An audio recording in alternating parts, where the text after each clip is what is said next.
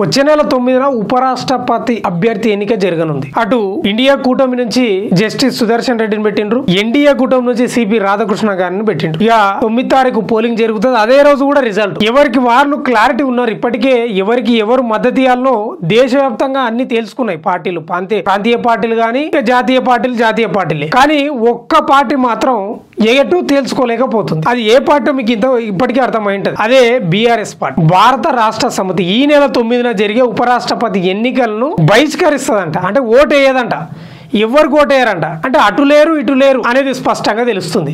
అయితే క్లారిటీ రావాల్సి ఉంది ఇంకా. కానీ కేసీఆర్ ఒక నిర్ణయం అయితే తీసుకున్నాడట. మనం అటు ఎన్డీఏ కూటమికి మద్దతు ఇవ్వాల్సిన అవసరం లేదు, ఇండియా కూటమికి మద్దతు ఇవ్వాల్సిన అవసరం లేదు, మనం తటస్థంగా ఉందాం, ఎవరికి ఇవ్వాల్సిన అవసరం లేదని కేసీఆర్ చెప్పినట్లు సన్నిహితులు చెప్తున్నారు. అయితే ఒక క్లారిటీ అయితే రావాల్సింది. కాకపోతే గతంలో కూడా ఒక మాట అన్నాడు కేటీఆర్, యూరియా ఎవరైతే ఇస్తారో, యూరియా బాధలు ఎవరైతే తీరుస్తారో, రైతుల బాధలు ఎవరైతే తీరుస్తారో వాళ్ళకు మేము ఓటేస్తామన్నాడు. మరి ఇంకా యూరియా బాధలు తీర్చే ఎవరో మీకు తెలుసు, కేంద్రం తెలుసా. మరి కేటీఆర్ ఏమో ఆ మాట అంటాడు, కేసీఆర్ ఏమో ఎవరికి వేయాల్సిన అవసరం లేదని కేసీఆర్ అంటాడు. అంటే దీనిపై మాజీ ఎంపీ వినోద్ కుమార్ కూడా ఒక క్లారిటీ ఇచ్చే ప్రయత్నం చేసిండు. అవి వార్తలు వస్తున్నాయి కానీ ఇంకా మేము ఎలాంటి నిర్ణయం తీసుకోలేదు, మా అధిష్టానం దగ్గర కేసీఆర్ దగ్గర ఒక చర్చ పెడుతున్నాం, దాన్ని బట్టి మేము ముందుకు వెళ్తామని అంటున్నారు. ఎందుకంటే వీళ్ళకు 4 రాజ్యసభ ఎంపీలు ఉన్నారు కాబట్టి వీళ్ళు ఎటు తెలుసుకోలేకపోతున్నారు. కానీ అటో ఇటో ఉండాలి, ఎటు లేకుండా పోతే ఎటో అయ్యే ప్రమాదం ఉంటుంది. చూడాలి మరి ఏం జరుగుతుందో. మొత్తమే అయితే బహిష్కరిస్తున్నాం, మేము ఎటు వేస్తలేమని చెప్తున్నారు. మరి ఇంకో వార్త కోసం మనం వేచి చూద్దాం.